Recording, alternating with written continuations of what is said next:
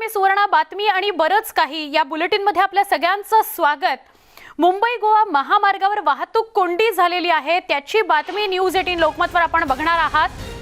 मुंबई गोवा महामार्गावरची ही दृश्य सुद्धा काही क्षणात आम्ही तुमच्यापर्यंत पोहोचवतोय. कोंडी झाल्याची ही दृश्य आहेत. प्रचंड वाहनांच्या रांगा लागलेल्या आहेत. दुपारपासून अद्याप या वाहनांच्या रांगा लागलेल्या बघायला मिळत आहेत. कोकणात जाणाऱ्या गणेश भक्तांचे यामुळे हाल होत आहेत. इंदापूर ते माणगाव दरम्यान वाहतूक कोंडी झालेली आहे. 2 ते 3 तास प्रवासी वाहतूक कोंडीत अडकलेले होते. रस्त्यावर मोठमोठे खड्डे असल्याने प्रवाशांना फटका बसतो आहे. त्याचबरोबर मोठ्या प्रमाणात वाहनं कोकणाकडे जात आहेत, त्यामुळे सुद्धा ही वाहतूक कोंडी झालेली आहे. अवजड वाहनांना खरं तर काही दिवसांकरता बंदी घालण्यात आली आहे या रस्त्यावरून, मुंबई गोवा हायवेवरून. मात्र सगळ्यात आधी माहिती आपण या सगळ्या संदर्भातली घेऊया. वाहतूक कोंडी संदर्भातली मोहन जाधव आमचे प्रतिनिधी आपल्या संपर्कात आहेत. मोहन, खरं तर वाहतूक कोंडी कुठून कुठपर्यंत बघायला मिळतीये? किती तास ताटकळत राहावं लागलं किंवा प्रवास करत राहावं लागलं? खरंच हे दरवर्षीचं हे मुंबई गोवा ट्रॅफिक होते. गणेश उत्सव आला की ही ट्रॅफिक मोठ्या प्रमाणात कोकणात जाण्यासाठी गणेश भक्त बाहेर पडतात. पण हे जे 2 दिवस राहिलेत गणेश उत्सवाला, आणि हे जी ट्रॅफिक आहे ती दरवर्षी आहे. माणगाव ते इंदापूर पर्यंत ही ट्रॅफिक आहे. 5 ते 10 किलोमीटर पर्यंत ही ट्रॅफिक झालेली आहे. 10 मिनिटासाठी हे जो रोड आहे तिथे 2 ते 3 तास लागतात. की पूर्ण या मुंबई गोवा हायवेवर मोठे मोठे खड्डे पडलेले आहेत. त्या खड्ड्यातनं आपटून परत हे ट्रॅफिक मध्ये अडकतात हे गणेश भक्त. खूप 12 वर्ष झाले हे मुंबई गोवा हायवेवर चौपदरीचं काम सुरू आहे. डायव्हर्जन या ठिकाणी खड्डे आहेत, पूर्ण रोडवरती खड्डे आहेत. खड्ड्यांचं साम्राज्य ह्या मुंबई गोवा हायवेवरती आहे, म्हणून हे ट्रॅफिक त्या ठिकाणी जाम होत आहे. संध्याकाळपर्यंत दुपारपासून ही ट्रॅफिक आता संध्याकाळपर्यंत ही ट्रॅफिक आता जाम आहे. उद्या परत ही अशीच ट्रॅफिक जाम असणार आहे. जास्त करून महाड शहराच्या बाहेर जो हायवे आहे तिथे होत आहे, माणगाव मध्ये होते, इंदापूर मध्ये होते. हे छोटे छोटे जे रस्ते आहेत, ब्रिजचं काम थांबलेलं आहे त्या ठिकाणी, आणि हे छोटे छोटे सिंगल म्हणजे धीम्या गतीनं सगळ्या गाड्या पुढे पुढे सरकतायत. दृश्यांवरून तरी असंच दिसतंय. मोहन, धन्यवाद आपण ही माहिती दिलीत त्याबद्दल. दृश्य अत्यंत बोलकी आहेत. या कोकणाकडे जाणाऱ्या चाकरमान्यांना किती त्रास सहन करावा लागत असेल किंवा किती तासांनी ते आपल्या गावी पोहोचत असतील याची कल्पनाच न केलेली बरी. दरवर्षी ही दृश्य बघायला मिळतात. मागच्या वर्षी तुलनेनं कमी गर्दी होती, कारण कोरोनाच्या काळामध्ये निर्बंधच घातले गेलेले होते. जिल्हा सोडून जाता येत नव्हतं. यावेळेला मात्र थोडे निर्बंध शिथिल केले गेलेले आहेत. जर तुमचे 2 डोस झालेले असतील, RT-PCR जर झालेली असेल तर तुम्हाला कोकणात जाता येत आहे. त्यामुळे खूप मोठ्या प्रमाणात बसेस, खाजगी वाहतूक, रेल्वे या सगळ्यांनी कोकणात जात आहेत. आणि तेच ट्रॅफिक महाड आणि आजूबाजूचा इंदापूर असेल, महाड असेल, माणगाव असेल, या सगळ्या ठिकाणचा हा मुंबई गोवा महामार्ग आपण बघतोय, जिथे प्रचंड ट्रॅफिक आहे, वाहतूक कोंडी झालेली आहे. खड्ड्यांमुळे सुद्धा जीव मेटाकुटीला आलाय चालकांचा. इंदापूर, महाड, माणगाव या परिसरामध्ये प्रचंड मोठ्या प्रमाणात वाहतूक कोंडी झालेली आहे. कोकणात जाणाऱ्या चाकरमान्यांचे प्रचंड हाल होत आहेत. कोकणात जाणारे हे सगळे चाकरमानी आहेत ज्यांची ही दृश्य आपण बघतोय. या दृश्यांमध्ये आपल्याला नागरिकांचे काय हाल होत असतील, चालकांचे काय हाल होत असतील याची कल्पना येऊ शकेल.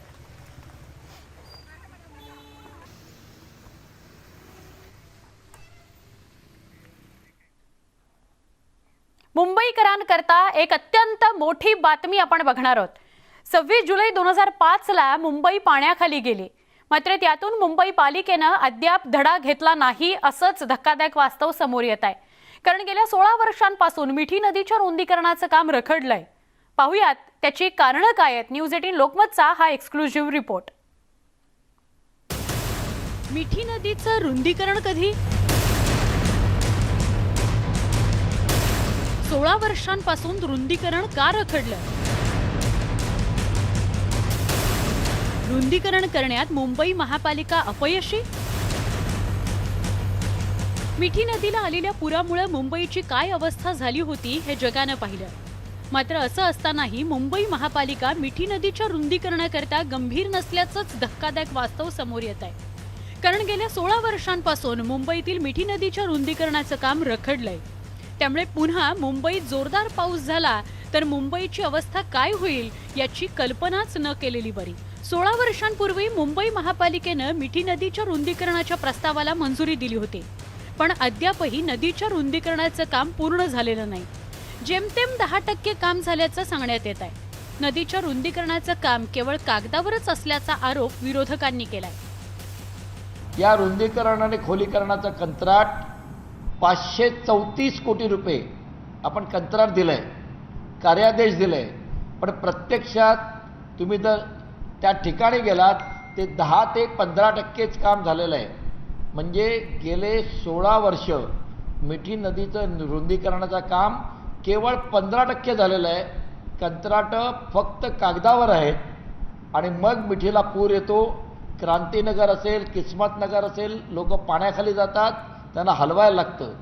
मिठी नदीचं रुंदीकरण जे आपण सर्वात प्राधान्याने हाती घेतलं तेही आज सत्ताधारी शिवसेना आणि महापालिकेचे आयुक्त पूर्ण करू शकलेले नाहीत. मिठी नदीच्या किनारी असलेली अनधिकृत बांधकामं, अतिक्रमणं हटवण्यात पालिका प्रशासनाला अद्यापही यश आलेलं नाही. कामाचे 4 टप्पे ठरवून त्यासाठी 4 ठेकेदार नेमण्यात आले, मात्र अतिक्रमण हटवण्यात यश न आल्यानं रुंदीकरणासाठीचे 534 कोटी रुपये पडूनच आहेत. त्यामुळे मुंबईतील पाणी साचण्याच्या समस्येतून मुंबईकरांची सुटका होणार का नाही असा सवाल विचारला जातोय.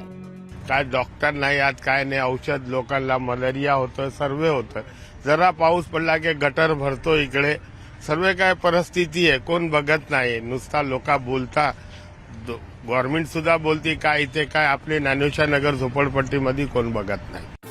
मिठी नदीच्या रुंदीकरणाकरता पालिकेनं ठरवलेले 4 टप्पे कसे आहेत त्यावरही नजर टाकू. रुंदीकरणाचा पहिला टप्पा मिठीचा उगम ते साकीनाका, दुसरा टप्पा साकीनाका ते कुर्ला, तिसरा टप्पा कुर्ला ते क्रांतीनगर आणि चौथा टप्पा क्रांतीनगर ते कपाडिया रोड. पण अतिक्रमण न हटवलं गेल्यानं रुंदीकरणाचं काम अद्यापही अपूर्णच आहे. मिठी नदी स्वच्छ आणि सुंदर करण्याकरता कोट्यवधी रुपये खर्च करण्यात येणार आहेत. इतकंच नाही तर मिठीच्या प्रवाहात जाणारं मलजल रोखून प्रदूषण कमी करण्यात येणार आहे. त्यासाठी परदेशी मशीनचाही वापर करण्यात येतोय. पण रुंदीकरणाचा प्रश्न सोडवण्याकरता आता तरी पालिका गांभीर्यानं विचार करणार आहे की नाही, हाच खरा सवाल आहे. आमच्या बातमीनंतर तरी पालिकेला जाग येईल अशी अपेक्षा. सुष्मिता भदाणे पाटील, न्यूज 18 लोकमत, मुंबई. या सगळ्याविषयी आपण प्रतिक्रिया घेणार आहोत. मुंबई मनपाचे विरोधी पक्षनेते रवी राजा आता आपल्याबरोबर जोडले गेलेले आहेत. रवीजी, एखादी योजना जितकी रखडते किंवा जितका तिला जास्त कालावधी तितके त्याच्यावरचे पैसे किंवा त्याचा खर्च अधिक. मग रुंदीकरण मिठी नदीचं जवळपास 16 वर्ष रखडतं. तुम्ही काय सांगाल याविषयी? आता असं आहे की जे आपण सांगितलं 16 वर्ष, यामध्ये किती पैसे खर्च केले हे विचारला पाहिजे. खरंय. महानगरपालिका कोट्यवधी रुपये मिठी नदीसाठी 400-500 वर्षानुवर्ष 500 कोटी रुपये खर्च करतात, पण ते पैसे कुठे जातात हे आता कॉन्ट्रॅक्टरच्या घसात जातात. आता यामध्ये आपण बघा, मिठी नदीमध्ये जे आता टेंडर पास झालेलं आहे रुंदीकरणच्या आणि जे आपण सांगितलं आहे कपाडेवाडी, कुर्ला, हे सगळे, हे फक्त मिठी नदी असा आहे. हे मिठी नदी कोणासाठी आहे? हे कॉन्ट्रॅक्टरला मिठी देणारे नदी आहे. आपण एक जाणून घ्या, यामध्ये कुठे ना कुठे महानगरपालिकाचे जे अधिकारी आहे त्याचे पूर्ण कारणीभूत आहे की मिठी नदीला कसं मिठी करायच्या आणि कॉन्ट्रॅक्टरला त्याला कसा मिठी द्यायच्या. म्हणजे रवी राजा, रुंदीकरणाचं काम किती झालंय याचं काही अपडेट नाही. वर्षानुवर्ष त्यावर खर्च होतोय.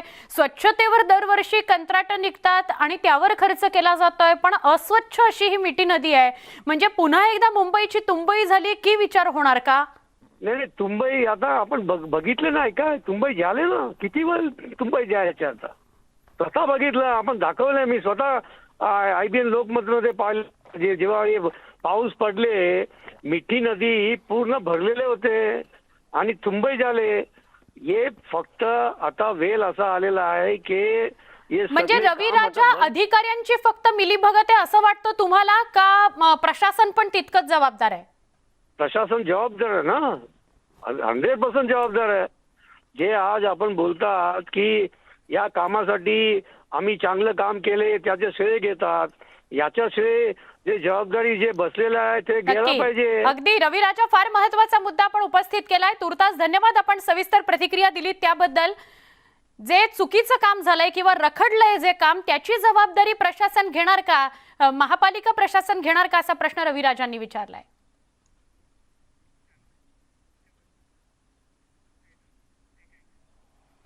कोरोनामुळे महानगरपालिकेच्या सर्वसाधारण सभेवर असलेली बंदी मंगळवारी रात्री उशिरा राज्य सरकारनं उठवली.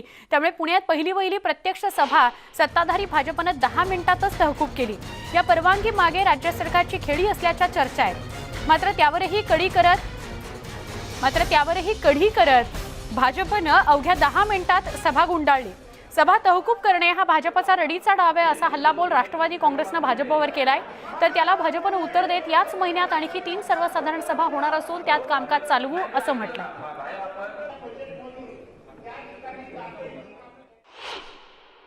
येऊ घातलेल्या महानगरपालिकेच्या पार्श्वभूमीवर महानगरपालिकेमध्ये साचलेले प्रश्न, पुणे महानगरपालिकेच्या एकूणच तिजोरीची हलाखीची परिस्थिती, या सगळ्यावर भाष्य करण्यासाठी हे सभागृह निश्चित आम्हाला चालवता आलं असतं, किंबहुना त्या माध्यमातून पुणेकरांचे प्रश्न मांडता आले असते. पण मागच्या 1.5-2 वर्षात झालेला शेकडो कोटीचा भ्रष्टाचार इथे उघड होऊ नये, किंबहुना आपला चुकलेला कारभार पुणेकरांसमोर जाऊ नये म्हणून आज भाजपने रडीचा डाव खेळत ही जी तहकूब केलेली आहे, या त्यांच्या तहकूब करण्याच्या कृतीचा राष्ट्रवादी काँग्रेस पार्टी पुणे शहर निषेध करत आहे, धिक्कार करत आहे. पुणे महानगरपालिकेचा कारभार कशा पद्धतीनं सुरू आहे याचं जिवंत उदाहरण सध्या संगमवाडी रस्त्यावर पाहायला मिळत आहे. अत्यंत सुस्थितीत असलेला बीआरटीचा रस्ता करण्याच्या नावाखाली पुणे महापालिकेच्या पथ विभागानं चांगल्या स्थितीत असलेला रस्ता अक्षरशः जेसीबी लावून उखडून काढला आणि पुन्हा तिथेच कॉन्क्रीटचा रस्ता बनवण्याचं काम सुरू आहे. या कामाकरता कोट्यवधी रुपये ठेकेदारांना दिले जाणार आहेत. मात्र हे कोणाच्या आदेशानं होतंय याचं उत्तर ना सत्ताधाऱ्यांकडून मिळतंय ना अधिकाऱ्यांकडून. एकूण काय तर ठेकेदाराच्या तुंबड्या भरण्याकरता पुणेकरांच्या पैशांची वारेमाप उधळपट्टी केली जाते.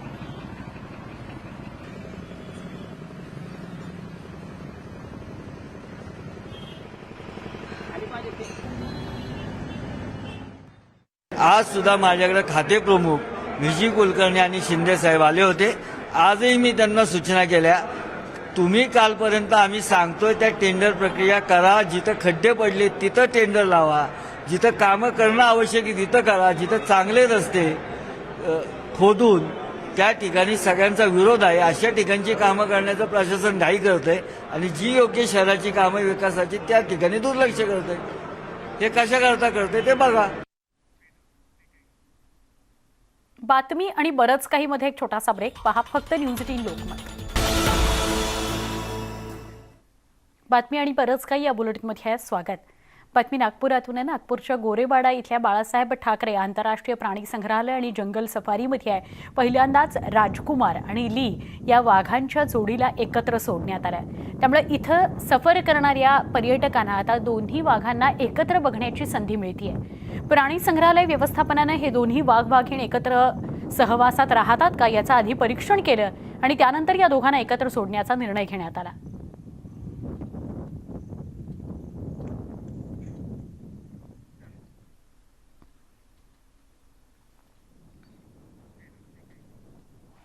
पर्यावरणाच्या दृष्टीनं महत्त्वाचा टप्पा तो म्हणजे थर्माकोल रिसायकलिंगचा.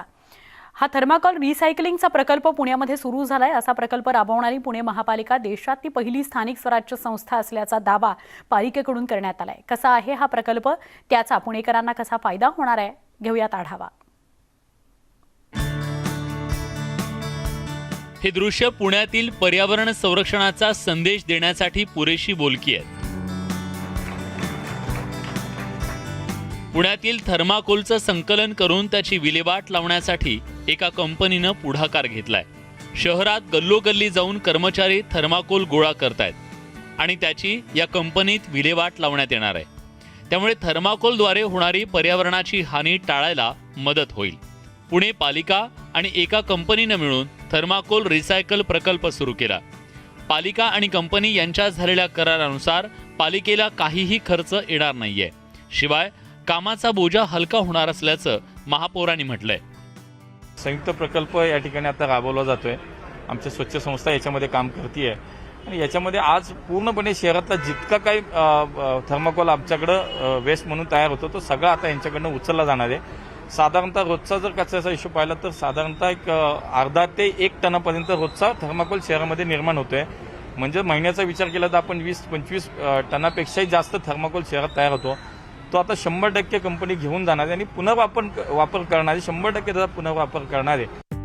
पुणे पालिका हद्दीत दररोज 2100 टन इतका कचरा निर्माण होतो. बहुतांश कचऱ्यावर प्रक्रिया केली जाते. आता थर्माकोलच्या कचऱ्यावर प्रक्रिया करताना प्रदूषण कमी होणार आहे. शिवाय थर्माकोलचा पुनर्वापर सुद्धा करता येणार आहे. ये हमारा नसीब बहुत अच्छा है कि हमारे पुणे में स्वच्छ जैसे एक संगठन है.